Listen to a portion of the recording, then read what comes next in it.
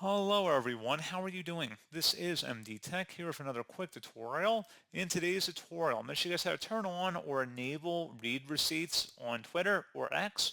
So if you want people to see that you have read their message in today's tutorial, I'm going to show you guys how to turn that on. And without further ado, let's go ahead and jump right into it. So all you have to do is select the messages icon on the left panel here, and then select the setting gear icon at the top. This is settings. Left click on that, and then on the right side underneath show read receipts, you can go ahead and check mark inside that box to turn on or enable show read receipts. And that's all you have to do. So pretty straightforward process, guys. And as always, thank you for watching. I do hope I was able to help you out, and I do look forward to catching you all in the next tutorial. Goodbye.